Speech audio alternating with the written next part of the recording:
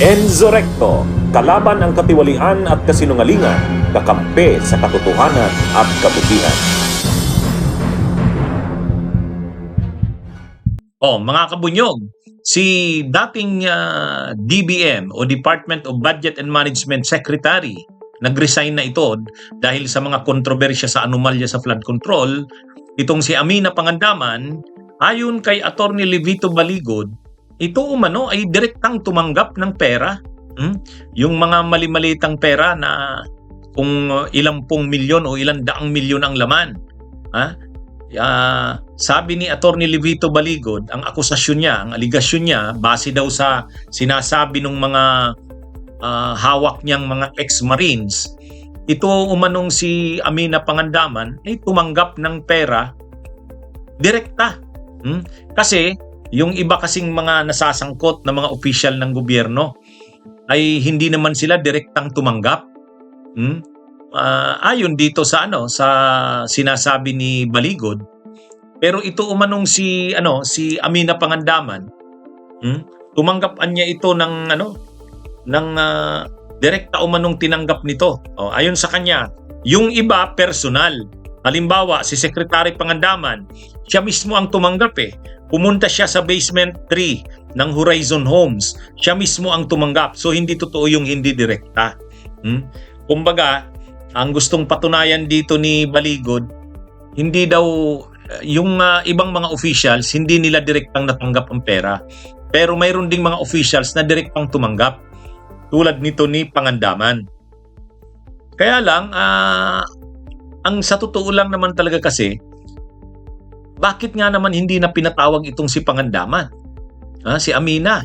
Siya yung budget secretary Alam nga namang lahat ng mga nangyari na yon, na mga pag-release ng pondo, hindi niya alam.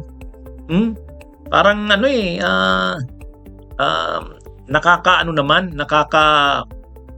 nakakadismaya na dapat managot ang lahat ng sangkot. Tapos yung nagre-release ng mga pondo, at yan ang budget secretary, ay hindi man lang inimbestigahan ng Senado, ng Blue Ribbon. Kaya dapat siguro kay Senador Ping Lacson, ipatawag pa rin itong si Amina Pangandaman. Pinatawag si dating DPWH Secretary Bunuan. Pero itong si Pangandaman, ang isa pang dapat ipatawag na malaki rin ang pagkakasangkot, yung undersecretary na si Adrian Bersamin. Ano rin yun Kailangang ipatawag din yun Saka si dating Executive Secretary Lucas Bersamin din. Kaya hindi talaga pwede na kaya nga hindi totoo yung sinasabing pus na ang trabaho ng ICI. Bakit naman biglang nasabing natapos na yung trabaho ng ICI? Ang naimbestigahan pa lang yung mga anomalya sa Bulacan, yung anomalya sa Occidental Mindoro, sa Oriental Mindoro, yung anomalya sa Davao Occidental. Pero, at saka yung pagkakasangkot ng mga DPWH officials, at saka ng inimbestigahan si Villanueva, si Jinggoy.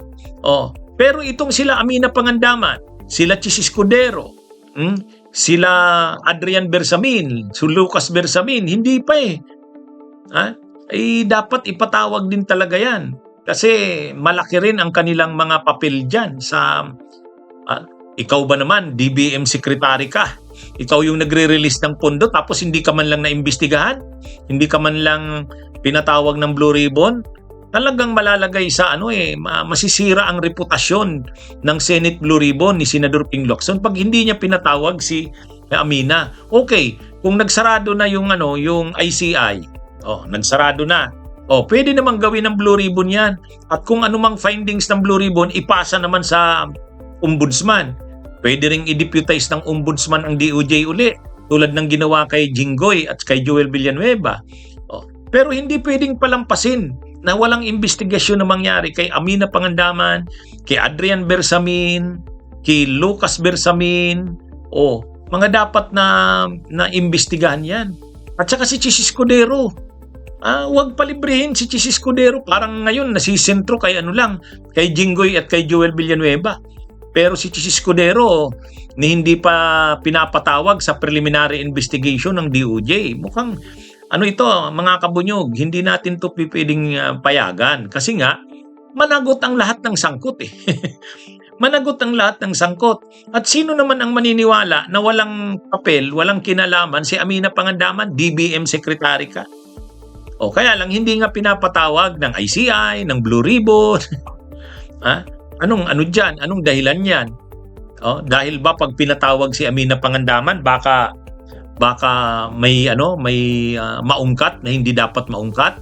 Ay hindi pwede 'yan. Kailangan ipakita na talagang lahat ng sangkot ay pinapanagot. At lahat ng nababanggit ang mga pangalan at saka imposible nga. DBM Secretary ka, hindi ka walang alam sa lahat ng nangyari yan. Di ba? Ngayon, hindi naman natin pinapaliwalaan ng lubos itong sila Baligod. Pero, seryoso yung aligasyon nila Baligod na tumanggap ng direktang tinanggap ni Amina Pangandaman ng pera doon daw sa basement 3 ng Horizon Homes. Sagutin yan ni Amina Pangandaman sa isang formal na pagdinig ng Blue Ribbon. Para maipakita ang walang tinatakpan at lahat ng sangkot pinapanagot. Ngayon, kung maliwanag kung malinaw yung sagot niya, hindi totoo yun. Niya ang sarili niya, at least naimbestigahan. Hindi yung bakit hindi mo ipapatawag ang isang tulad ni Amina Pangandaman? Siya ang budget secretary. Tapos nag-resign, okay na pala yun. Dahil nag-resign na, libre na. Hindi. Yung pag-resign ay unang hakbang lang ng pagpapanagot. Mag-resign ka na kasi nababanggit ang pangalan mo. Sunod niyan, iimbestigahan ka. Dapat ganoon. Saka yung Yusek Bersamin na yun, Adrian Bersamin. Grabe yun. Nababanggit talaga ang pangalan nun eh. Maraming beses. Kaya sana, si Senador Ping Lacson, imbestigahan pa rin si Amina Pangandaman, si Adrian Bersamin, si Lucas Bersamin, pati si Chis Escudero, hindi pa naman niya imbestigahan. Kung hindi man sa Senado imbestigahan si Chis Escudero, di dun sa preliminary investigation ng DOJ. Si Villanueva, sinailalim niyan sa preliminary investigation ng DOJ. Saka si Jingo Estrada. Bakit si Chis hindi? Yun, marami pa. Kaya hindi tayo naniniwalang tapos na ang trabaho na yan tungkol sa pag-iimbestiga ng anomalya sa flood control na yan. Hindi. Bunyog, halikan na kasama ka. Bunyog, kapag buklod ay may pag-asa. Luzon, Visayas, Mindanao, isa ang pananaw. Sa bagong Pilipinas ang bunyog isisigaw. Bunyog, bunyog, bunyog.